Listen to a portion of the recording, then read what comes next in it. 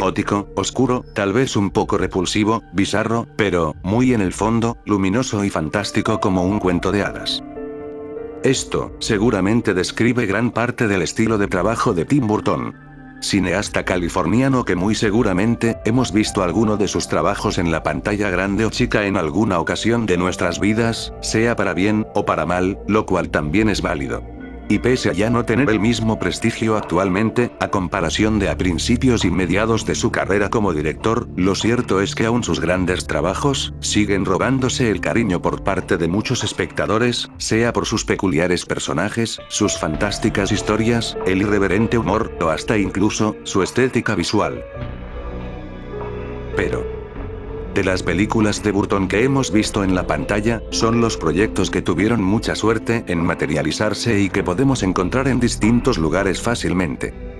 Sin embargo, Burton también tiene muchos proyectos prometedores que se quedaron en nada al final, y encerrados en un baúl, en el que están las propuestas, los borradores de guión, y, sobre todo, las miles y miles de ideas que no pudieron seguir adelante por distintas razones, y de los cuales, nunca sabremos con claridad, qué hubiera sido de estos proyectos abortados, si hubieran visto la luz. Bueno, porque el día de hoy no abrimos este baúl. Hey amigos, espero que estén bastante bien, soy Psycho, y el día de hoy te presento los proyectos cancelados de Tim Burton.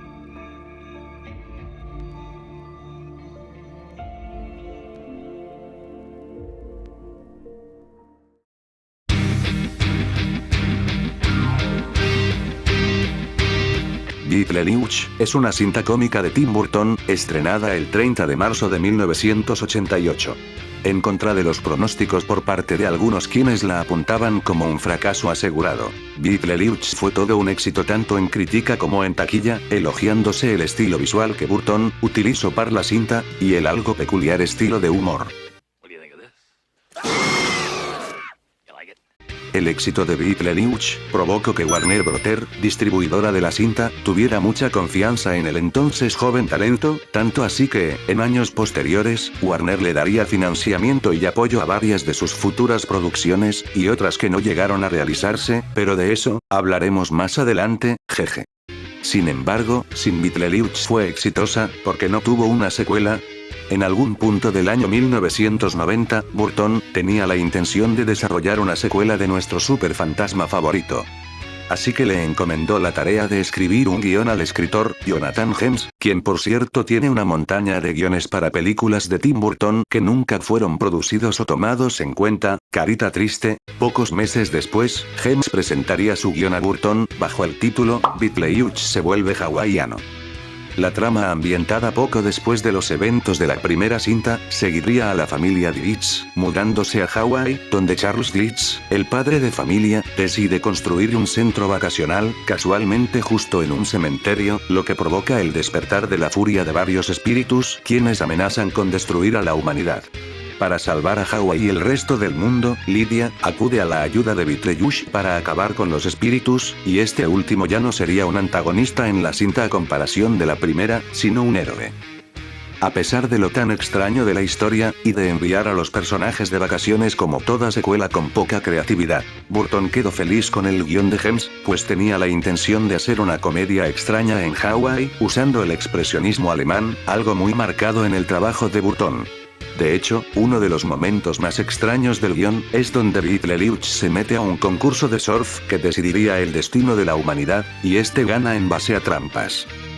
Tanto Burton como el elenco principal de la primera película estaban dispuestos a volver, pero las ocupaciones de Burton en Batman Regresa fue lo que frenó abruptamente su desarrollo.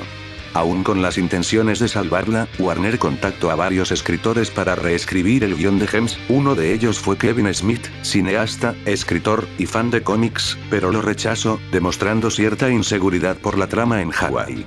En una entrevista al escritor Jonathan Hems, este confirmó que el proyecto probablemente ya no se llevaría a cabo, debido a varios retrasos y a la edad mayor de Winona Ryder, porque ya no encajaba con la historia que querían contar. Es probable que nunca se haga. De todos modos, realmente no podrías hacerlo ahora. Winona es demasiado mayor para el papel, y la única forma en que podrían hacerlo sería reformulándolo por completo.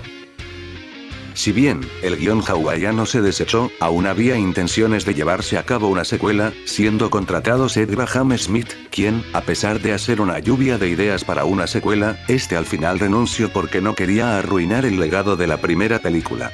Actualmente siguen en pie los planes para una secuela con Michael Keaton y Winona Ryder involucrados, pero sin muchos avances. Burton ha dicho que no lo han contactado aún, pero estaría interesado en formar parte.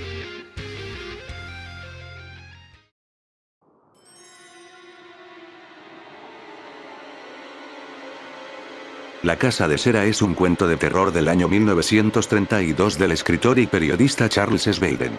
Y casi inmediatamente el cuento se convirtió en una cinta estrenada en 1933, dirigida por Michael Curtiz. Pero probablemente la versión cinematográfica más famosa y querida sobre este cuento es la cinta de 1953, protagonizada por Vincent Price. El argumento sigue a Henry Yarrow, un escultor desfigurado, que se convierte en un asesino, pero lo más aterrador no es eso, sino que usa los restos de sus víctimas, para convertirlos en figuras de cera para su museo. Probablemente ya lo sepas, pero Vincent Price, protagonista del film, es el héroe de Tim Burton. Burton admira con todo su ser el trabajo de Price como actor, siendo una de sus principales influencias en el mundo del cine. Y entre todas las cintas en las que Vincent había participado, La Casa de Cera era una de sus favoritas con el actor. Y sí, intentó hacer su propia versión de la cinta. Pero con un estilo un tanto diferente. Debo recalcar que no hay muchos detalles de cuando se arrojó la idea sobre una nueva cinta de La Casa de Cera, pues Burton lo había mencionado como un proyecto fallido en 2012, y no fue hasta el año 2022 que reveló algunos detalles. Probablemente a principios de los 2000, Burton se acercó a Warner Brothers, con una propuesta para una nueva versión de La Casa de Cera. Burton presentó sus ideas, las cuales eran conservar el estilo terrorífico de la cinta del 53, pero, además de eso, quería convertir la historia en un gran musical. Y para poner la cereza sobre el pastel en la punta del iceberg, Burton quería a nadie más ni menos que a Michael Jackson para el protagónico. Burton pensó que sus ideas serían suficientes para que llamara la atención del estudio, pero se llevó una respuesta negativa por parte de la Warner. Ellos me dijeron que no. ¿Puedes creerlo? No se sabe con exactitud por qué el estudio le dio el no al proyecto de Burton. Aunque se dice que la Warner tenía otras intenciones con La Casa de Cera, convirtiéndose en la película del mismo nombre, estrenada en 2005, el cual fue un completo fracaso. Dime, ¿te hubiera gustado ver la versión de Burton?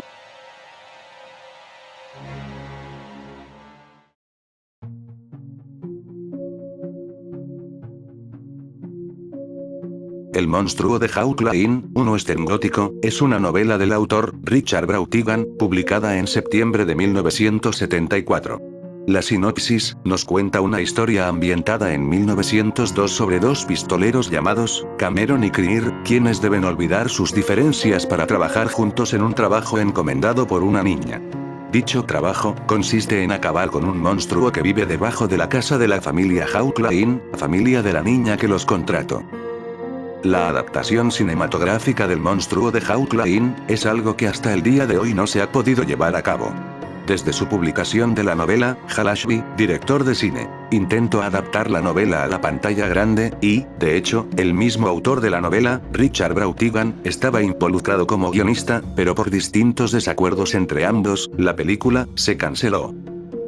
No sería hasta mediados de los 90 que la adaptación al cine de este libro resucitaría, pero esta vez, en manos de Tim Burton. No hay mucha información al respecto sobre cómo iba a ser la visión de Burton para esta película.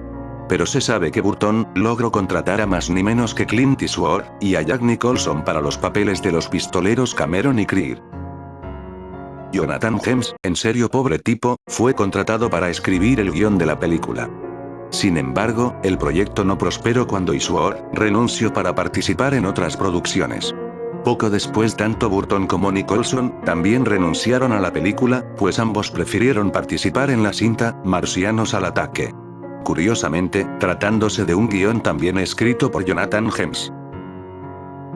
El proyecto del monstruo de Hawkline nuevamente permaneció bajo cajón cerrado, hasta que, en 2019, la compañía Regency anunció la producción de su respectiva adaptación cinematográfica. Aunque desde ese año, ya no ha habido muchas actualizaciones del proyecto.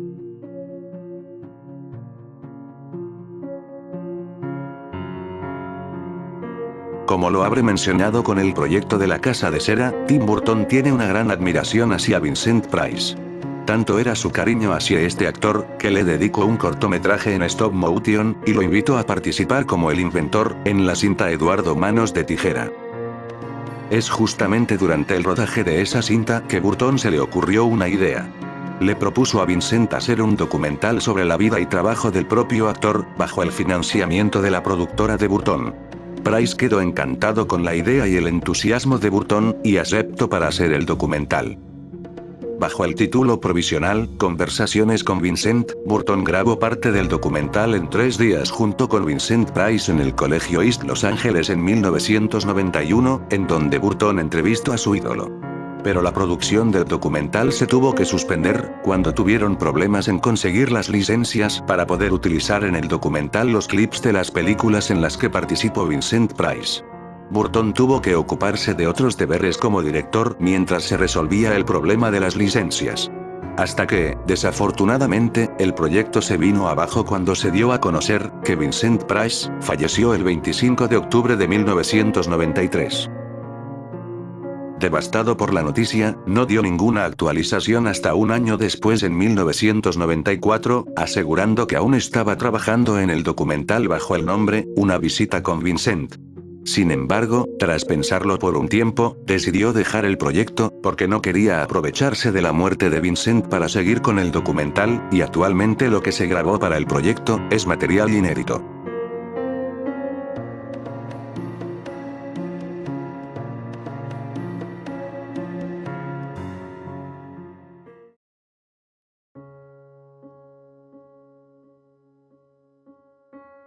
Probablemente este, es el más conocido de la lista en este video.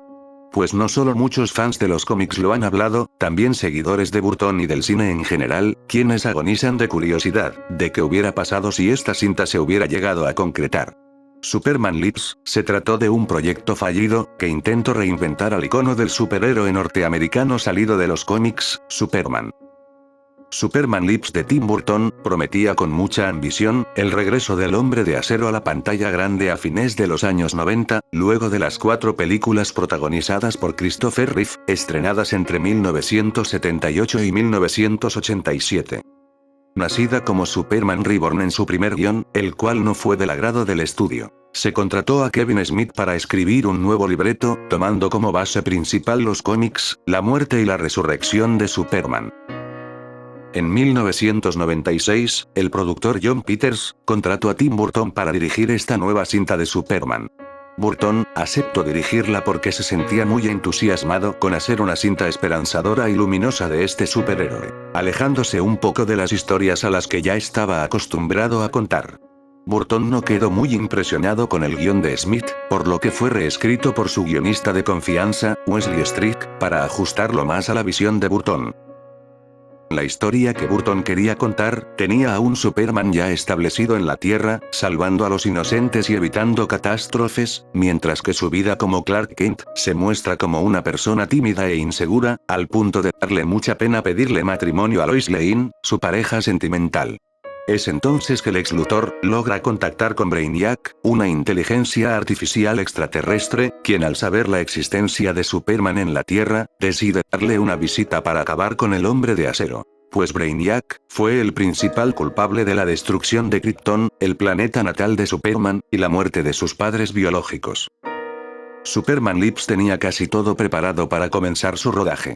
Llevaron a cabo artes conceptuales de los personajes y los escenarios, Burton ya había elegido a Nicolas Cage como Superman, y hasta ya tenía el equipo técnico para desarrollar los efectos especiales de la cinta. Hasta que, al final, se canceló debido a que el estudio Warner ya no podría financiar la cinta por problemas económicos. Si bien, Burton admite que su experiencia en la preproducción de esta película no fue muy buena, él quería hacer esta película con todo su ser, y quedó muy devastado cuando supo que fue desechada. Pero para deleite de algunos, a pesar de que Superman Lives fue cancelada, dejó muchísimo material, desde artes conceptuales, hasta el mismo guión de la película. Todos ellos fueron recopilados en el documental La muerte de Superman Lives, el cual te recomiendo mucho ver si quieres saber más de este proyecto. Pues lo que te conté por el momento, ni siquiera cuenta como un breve resumen de lo que iba a ser esta visión de Tim Burton sobre el último hijo de Krypton. Abajo en la descripción te dejo el link al documental subtitulado al español.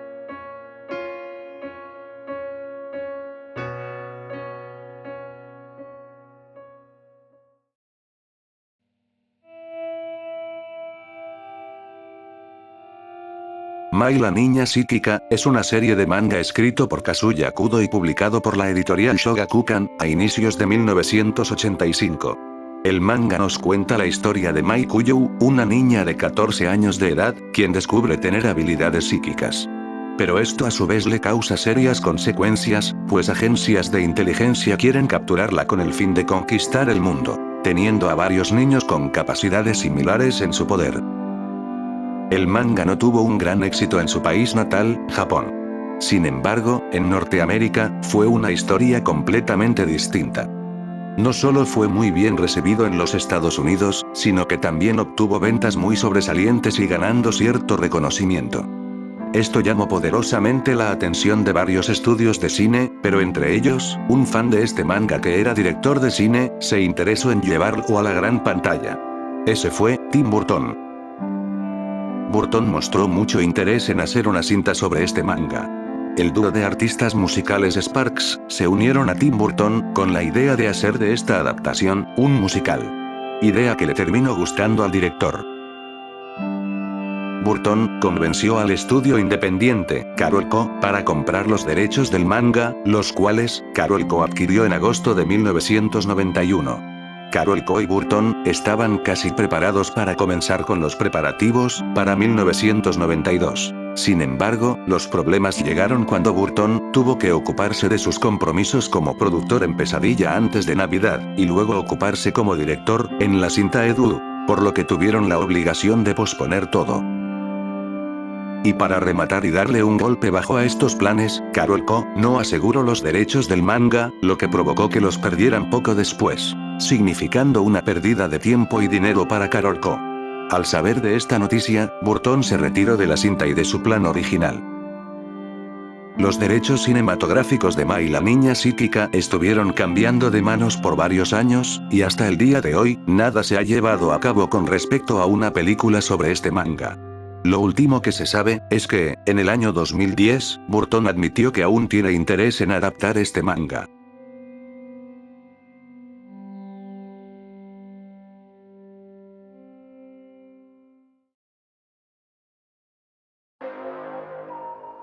Vale amigos, esto sería todo por esta ocasión. Este es el último video del año 2022, les agradezco mucho por verlo y seguirme en este canal, hemos crecido mucho este año y les doy las gracias por ello. Me la pasé muy bien hablando con ustedes y subir contenido interesante. Me encantaría saber en los comentarios cuál de estos proyectos de este director te hubiera gustado ver y por qué. A mí me hubiera encantado ver el monstruo de Hawkline, una lástima que no siguió en adelante, pero bueno, así es la industria. Les invito a seguirme en redes sociales, les mando un gran abrazo, y como siempre, les deseo un increíble día, y nos vemos en un próximo video. Hasta la próxima. Feliz Navidad jejeje.